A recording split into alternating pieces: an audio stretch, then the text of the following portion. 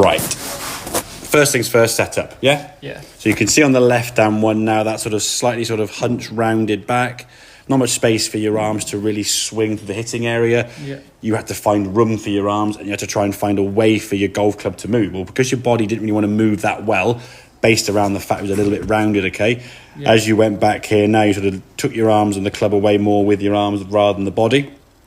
And now when the body starts kicking, that sort of sliding effect that we showed you the sort of face on, as you get top of the back, so the club's actually gone quite a long way, elbows are split there and lost a bit of control. Well, now from here, because your body hasn't really gone back as effective as it should have done, it's already kind of ahead of the club on the way back down. Yeah. So when you come back to the golf ball now, your poor golf club now is going to be coming from the outside.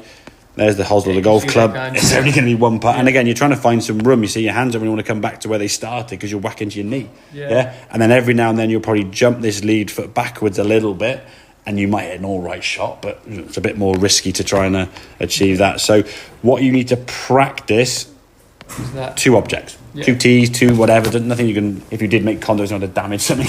Aim at a tree or a garden fence or whatever. Get that back a bit straight, as you can see there now. Much more efficient from that position. You can rotate now as you go back. And you can see the top of the back. I've not said change your backswing really in any way, shape or form. I've just got yourself in a better position. Look how much better your backswing in terms of the club position. It's more in line. The elbows look a lot better. You've turned your hips nicely. Yeah. So from here now, we come back through. The club can start working back down more on the inside nicely. Then we can just twist it. You've got a bit stoppy here, which I think there's still a mindset I've always done that. Yeah, I don't know why. You've probably been told keep your head down from somewhere. And you're just scared of turning it through. Yeah. So the body needs to rotate. I think I wouldn't worry about that at the moment. Now I think.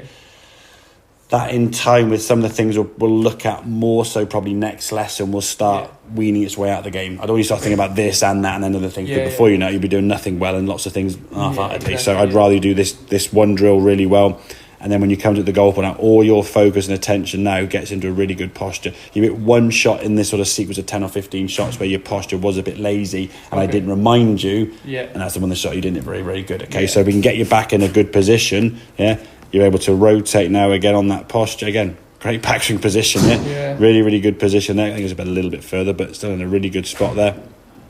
As you come back, you've got space for your arms.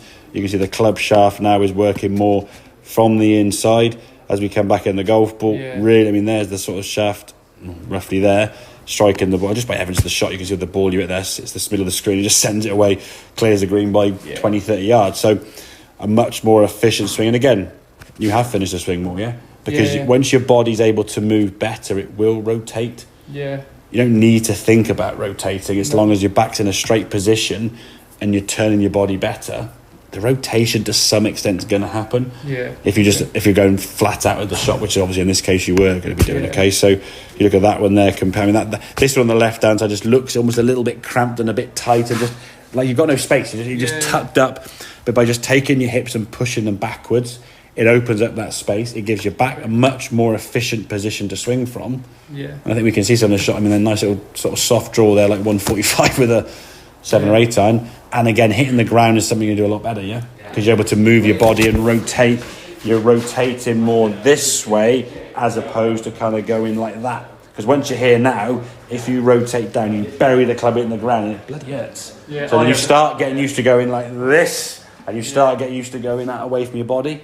And your body will always make these adjustments. You're just trying to stop hurting yourself, If you're going to whack the ground and duff the shot, you're going to go, I ain't doing that again.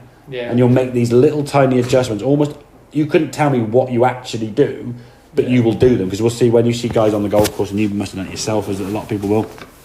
More so in the winter, I guess. You'll dump the club in the ground. The ball goes about 20 yards, and you go, oh, very good. The next shot, you could put literally your life savings on it. You'll miss the ground. You won't know how you miss the ground. You'll just miss the ground. You just swing and miss the ground up in the air. You might top it 5 yards. You might thin it. You might hit a good shot, but you will miss the ground. Because you're just so scared of the previous shot you just hit. I'm not doing that again. No. So if we can get that posture better, I would say, and I'll send this through to you anyway. But there's this kind of snapshot. You can kind of pause there, have a look at that, get yourself in a reflection so you can see those lines and what your back looks like. There's so much more space for your arms to swing now as well. So you've got a chance to do that. Just by popping hips backwards, it makes you swing a lot better, you see. Make sense? Lovely. Good stuff.